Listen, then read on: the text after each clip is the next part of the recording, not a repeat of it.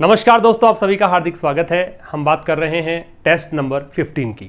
14 test हमारे हो चुके हैं और टेस्ट योरसेल्फ नाम से एक आपको प्लेलिस्ट मिलेगी, वहां पर जाकर आप उसको देख सकते हैं।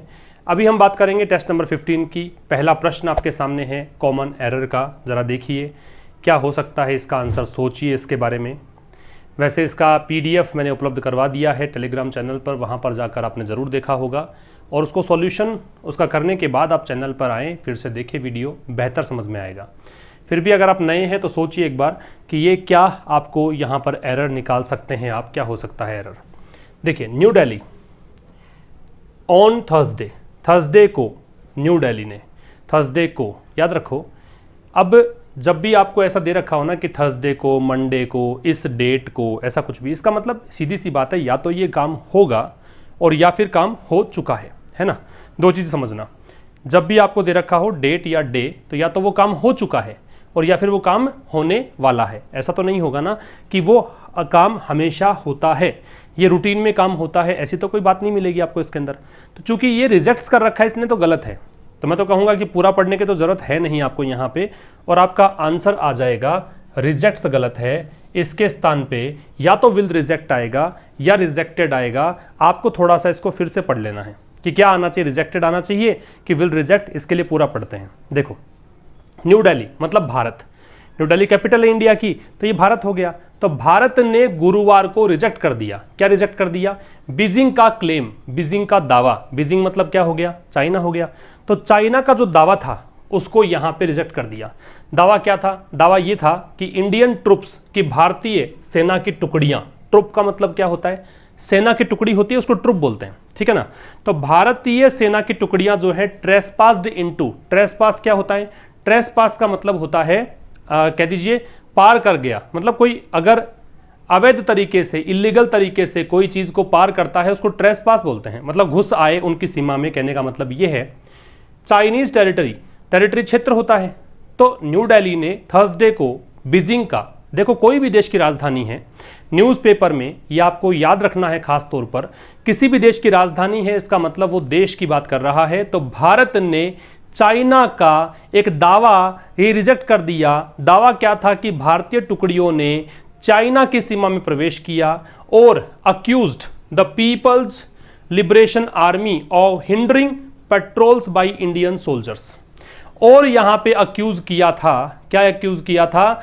अक्यूज मतलब आरोप लगाया था the People's Liberation Army, People Liberation Army पर, किस चीज का? कि hindering patrols by Indian soldiers, की भारतीय सोल्जर्स जो गश्ती पर थे, गश्ती पर किसको, कौन सा वर्ड है ये? पेट्रोल। पेट्रोलिंग करने का मतलब है था गश्ती करना। तो गश्ती कर रहे थे, चौकसी कर रहे थे, उसको इन्होंने बाधा डाली, उसमें उसको इन्होंने क्या किया? हिंडर किया, रुकावट डाली। मैं रिपीट कर रहा हूं, न्यू दिल्ली ने थर्सडे को रिजेक्ट किया। आपको जो काम की बात है वो तो समझ में आ गई होगी कि रिजेक्ट्स तो नहीं आएगा, यहां पर आना चाहिए रिजेक्ट्स।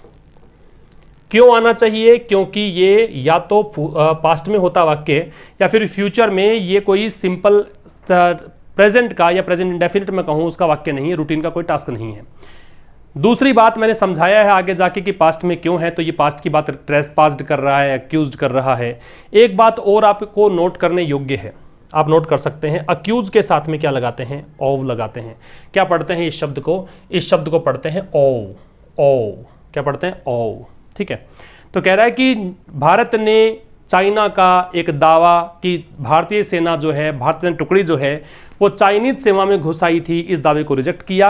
और चाइना की एक पार्टी है पीपल्स लिबरेशन पार्टी, उस पर आरोप लगाया भारत ने। क्या आरोप लगाया? कि उन्होंने भारतीय सोल्जर्स को हिंडर करने से, पेट्रोलिंग करने से रोका। हिंडर रोकना है तो रोका, किस चीज का आरोप लगाया? तो हिंडरिंग। हिंडरिंग इसलिए आ रहा है क्योंकि ओ प्रेपोजिशन है, प्रेपोजिशन के बाद में आईएनजी लगता है। रोका है किससे? भारतीय सोल्जर्स को पेट्रोलिंग करने से। तो आपका आंसर होगा ए, मार्क कर लीजिए। चलते हैं अगले स्लाइड पर। The centre on Thursday set a price range for air tickets that would be a function of the flight duration when commercial airlines resume operations on May 25। The centre on Thursday, केंद्र सरकार ने, ये केंद्र सरकार है, इसने Thursday को days के नाम से पहले ऑन लगाते हैं, ये पता है आपको, ठीक है ना। क्या लगाते हैं डेज के नाम से पहले? ऑन। तो केंद्र सरकार ने थर्सडे को सेट अ प्राइस रेंज, एक कीमत का स्तर निर्धारित किया। एक प्राइस रेंज यहाँ पे निर्धारित करी। किसके लिए? एयर टिकट्स के लिए, कि इतने रेंज तक आप टिकट चार्ज कर सकते हो, इतने रेंज तक आप प्राइस रख सकते हो। That would be a function of the flight duration. ये जो चीज है would be a function of the flight duration when commercial airlines resume operations on May 25। तो जब 25 तारीख को, अब ये डेट है, डेट के पहले भी क्या लगाते हैं? ऑन। डे से पहले भी क्या लगाते हैं? ऑन। डे और डेट से पहले ऑन। जबकि डेट नहीं हो और केवल मंथ हो तो क्या लगाते हैं? इन। ये समझ में आना चाहिए आपको ये बातें, है ना। डेज हो तो ऑन, डेट हो तो ऑन, अगर मंथ का नेम हो तो इन। तो जब कमर्शियल एयरलाइंस शुरुआत हो जाएगी, रिज्यूम का मतलब क्या है? स्टार्ट करना। तो जब कमर्शियल एयरलाइन का स्टार्ट हो जाएगा 25 मई को, तो यहाँ पे टिकट्स के एक प्राइस यहाँ पे निर्धारित कर दी है, जो कि यहाँ पे क्या होगा? Function of the flight duration. Flight duration का एक फंक्शन होगा, ठीक है। फ्लाइट ड्यूरेशन का मतलब कह सकते हो कि जितने दूरी, जितने सीमा, जितने समय तक, जितने ड्यूरेशन तक फ्लाइट यहाँ पे चलेगी, फंक्शनिंग उसकी होगी, उस पर निर्धारित करेंगे, एक रेंज निर्धारित कर देंगे। प्राइस की रेंज यहाँ से यहाँ तक होनी चाहिए। यहाँ पे गलती दोस्तों है, दैट गलत है। क्यों गलत है? क्योंकि यहाँ देखो कॉमा दे रखा है। आप याद रखो, किसी क्लोज के बाद कॉमा अगर लगा रखा है और हमें दो ऑप्शन दे रखे हैं, एक दैट लगा रखा है, एक विच लगा रखा है, तो फिर आपको विच पिक करना है। फिलहाल के लिए इतना समझ लें, विस्तार से किसी सेशन में बता दूंगा मैं कि दैट और विच में डिफरेंस क्या है। तो यहाँ पे आंसर क्या आ जाएगा? दैट के स्थान पे विच। तीसरे क्वेश्चन की ओर बढ़ते हैं। तीसरा क्वेश्चन है स्ट्रिंजेंट। स्ट्रिंजेंट का मतलब क्या होता है? सख्त। स्ट्रिंजेंट का मतलब क्या होता है? सख्त। सख्त को बोलते हैं, ठीक है। तो देखो यहाँ पे स्ट्रिक्ट एक शब्द है, ये इसका सिनोनिम होगा सख्त। लिसम, लिसम का मतलब होता है लाइद, लचीला, फ्लेक्सिबल। लाइद को बोलते हैं लिसम। निम्बल का मतलब होता है एक्टिव, फुर्तीला, ठीक है, एक्टिव, फुर्तीला व्यक्ति। और क्लमजी का मतलब होता है भद्दा, ऑकवर्ड कह सकते हो। भद्दे व्यक्ति को बोलते हैं क्या? क्लमजी। तो यहां पे आंसर होगा स्ट्रिक्ट। डिप्रीवेशन का मतलब होता है वंचित रखना किसी व्यक्ति को, कोई भी काम, कुछ चीज़ें उसके पास है उसको ले लेना, उसको डिप्राइव करने का बोलते हैं। डिप्रीवेशन वंचित करने की प्रक्रिया है। तो सिनोनिम बताना है आपको, पर्यायवाची बताना है, तो क्या हो जाएगा? लॉस। भी डिप्रीवेशन अगर हुआ है तो आपकी हानि हुई है, आपके पास जो चीज़ें वो छीन ली गई है, तो लॉस में है आप। एक्यूमुलेशन का मतलब धीरे धीरे संचित होना होता है, समय के साथ धीरे धीरे कोई चीज़ का इकट्ठा होना, वो संचित करना, कलेक्ट करना, उसको बोलते हैं एक्यूमुलेशन। डल का मतलब होता है नीरस। पजेशन का मतलब पजेज करने का प्रोसेस, रखने का प्रोसेस। पजेशन मतलब अपने अधिकार में होना। कॉलीमेट एक नया वर्ड है, देखो, मेक पैरेलल, समानांतर कर देने को बोलते हैं कॉलीमेट, याद कर लीजिएगा। कॉलीमेट मतलब मेक पैरेलल। कोगुलेट का मतलब होता है पेस्ट बनाना, गाढ़ा कर देना, टू मेक समथिंग कंडेंस्ड, ठीक है। तो ये कोगुलेट है, ये गाढ़ा कर देना है। फिर है टर्मिनेट। टर्मिनेट का मतलब है कि किसी चीज़ का एंड कर देना, कोज समथिंग टू एंड। और कॉलीग, कॉलीग का मतलब होता है साथ में काम करने वाला।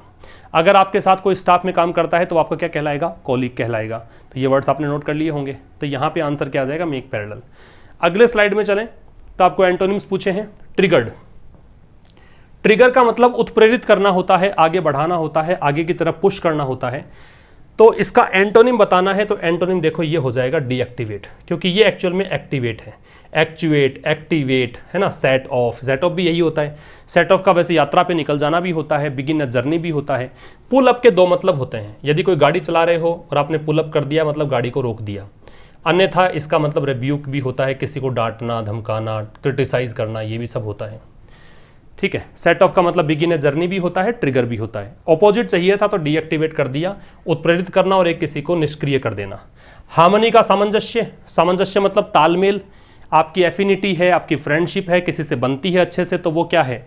वो है हार्मनी। आपका एंटोनिम आ जाएगा वायलेंस, हिंसा। एक तरफ तालमेल है, एक तरफ हिंसा है। अकॉर्ड का मतलब अग्रीमेंट होता है, सहमति को बोलते हैं। अकॉर्ड से मतलब क्या है? अग्रीमेंट। अग्रेसिव का मतलब है आक्रामक। मेलोडी का मतलब है सुर, ताल, इसको बोलते हैं मेलोडी, ठीक है। तो आपका आंसर आ जाएगा वायलेंस। अगले स्लाइड पर चलें तो रोंगली स्पेल्ड वर्ड बताना है। पहले तो आप मीनिंग लिख लो इनके। Arboreal, ARBOREL, arboreal. आर्बोरियल को बोलते हैं रिलेटेड टू ट्रीज, पेड़ों से संबंधित। काफ़ी अच्छा वर्ड है, SSC में पूछा गया है आपसे, याद रखना। आर्बोरियल का मतलब है रिलेटेड टू ट्रीज, पेड़ों से संबंधित। कॉलोक्वी, कॉलोक्वी का मतलब है कॉन्वर्सेशन, कॉलोक्वी कॉन्वर्सेशन, बातचीत, डायलॉग, ठीक। काउंसिल का मतलब होता है एडवाइज, सलाह देना, काउंसिल का सजेस्ट करना, सलाह देना। और एपेलेशन टाइटल या नेम को बोलते हैं, उपाधि देने की प्रक्रिया होती है, giving name of title, giving name और टाइटल। इसमें गलती है, डबल एल आएगा, समझ में आ रही बात, APPLLATION एपेलेशन आएगा यहाँ पे, आपका आंसर होगा बी। अगले की तरफ आते हैं। अगला क्वेश्चन है, the Delhi high court has dash that, Delhi high court ने ये कहा है कि, जो भी किया है, हैज के साथ वर्ब की कौन सी फॉर्म आती है, थर्ड फॉर्म।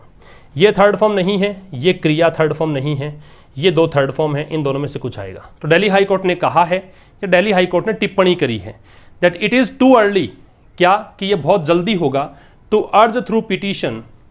अर्ज का मतलब किसी को सलाह देना, किसी को बाध्य करना, मजबूर करना भी होता है, कि किसी को आप सलाह दें, किसी को आप मजबूर करें, है ना, पिटीशन के माध्यम से, याचिका के माध्यम से, that the Delhi metro must be directed to resume operation, कि दिल्ली मेट्रो जो है उसको निर्देशित किया ही जाना चाहिए कि अपना कार्यक्रम स्टार्ट कर दे, अपना संचालन प्रारंभ कर दे, इमीडिएटली, तुरंत। इमीडिएटली के लिए एक वर्ड होता है बहुत अच्छा, फोर्थ विद, लिख लेना इसको। इमीडिएटली के लिए एक वर्ड होता है क्या, फोर्थ विद, तुरंत को बोलते हैं। तो तुरंत इसका संचालन स्टार्ट कर दे, since there is adequate public transport, क्योंकि एडिकेट पब्लिक ट्रांसपोर्ट जो है, पर्याप्त पब्लिक ट्रांसपोर्ट है इन द कैपिटल, कैपिटल में एज ऑफ नाउ, आज के दिन कह सकता है।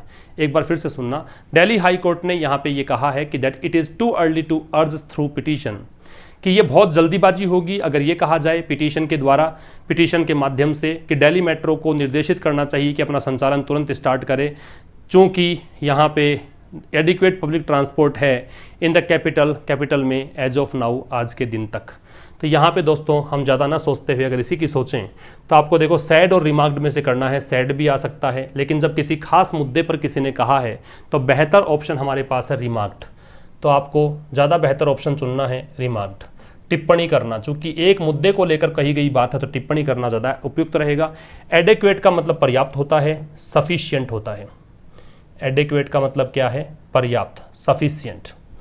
और एक प्रश्न और है, वो देख लेते हैं।